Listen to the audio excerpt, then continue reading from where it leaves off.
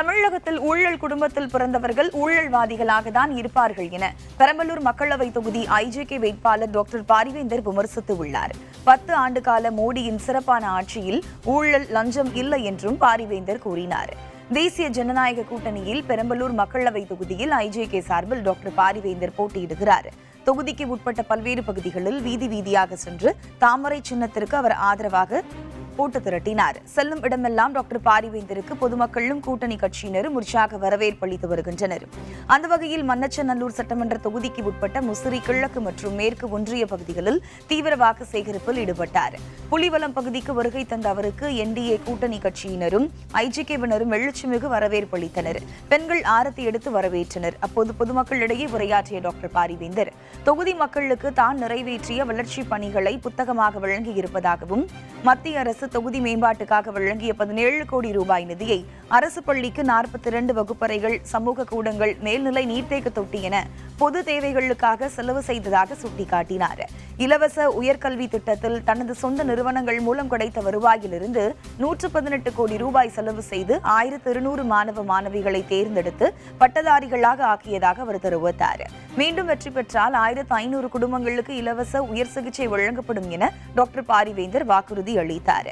கடந்த 10 ஆண்டுகளாக மோடி சிறப்பான ஆட்சி செய்துள்ளார் எனவும் லஞ்சம் ஊழலற்ற ஆட்சியை மோடி கொடுத்துள்ளார் எனவும் பாரிவேந்தர் புகழாரம் சூட்டினார். நாடாளுமன்றத்தை முடக்குவதும் மோடியை எதிர்ப்பதும் தான் திமுக எம்பிக்களின் வேலை என அவர் சாடினார்.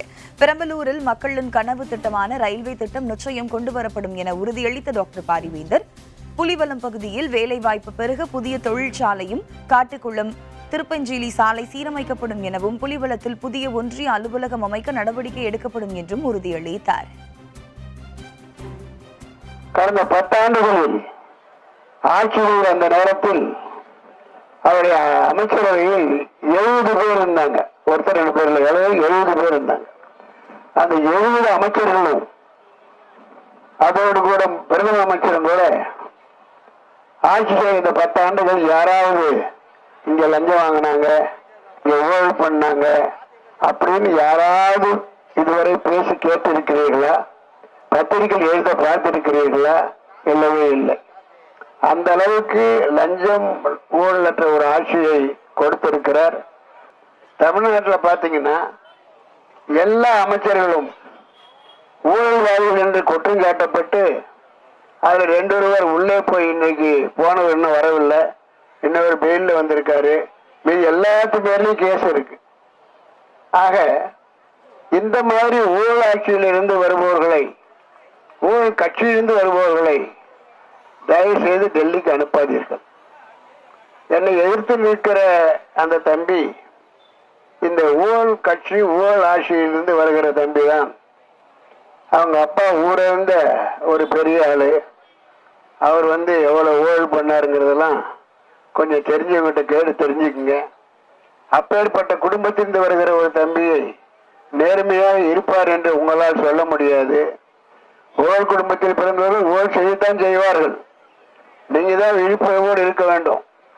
அந்த வகை நல்லவரை தேர்ந்தெடுத்து மோடியுடைய கரங்களை வலுப்படுத்தி அதன் மூலம் இந்த தொகுதிக்கு வர வேண்டிய நல்ல திட்டங்களையும் அதேபோல் நிதியையும் பெற்று உங்களுக்கு வசதி செய்து கொடுக்க நல்ல எம்பியை தேர்ந்தெடுங்கள், அவர்களை ஆதரியுங்கள். இதனைத் தொடர்ந்து மூவானூர் பகுதிக்கு வருகை தந்த டாக்டர் பாரிவேந்தருக்கு வண்ண காகிதங்களை தூவியும் ஆளுயர மாலை அணிவித்தும் உற்சாக வரவேற்பு அளிக்கப்பட்டது. அப்போது பொதுமக்களிடையே ஆதரவு திரட்டிய டாக்டர் பாரிவேந்தர் தொகுதி மேம்பாட்டுக்காக மத்திய அரசு அளித்த நிதியை பெரும்பாலும் கல்விக்காகவும் பள்ளி வகுப்பறைகள் கட்டவும் செலவு செய்ததாக குறிப்பிட்டார்.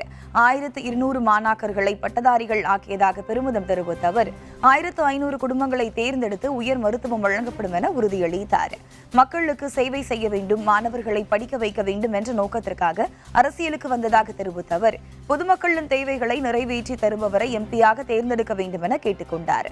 ஊழல் குடும்பத்திலிருந்து வருபவர்களை தேர்ந்தெடுக்காமல் யார் நல்லவர்கள் என சிந்தித்து எம்பியாக தேர்ந்தெடுக்க வேண்டும் என டாக்டர் பாரிவேந்தர் கேட்டுக்கொண்டார்.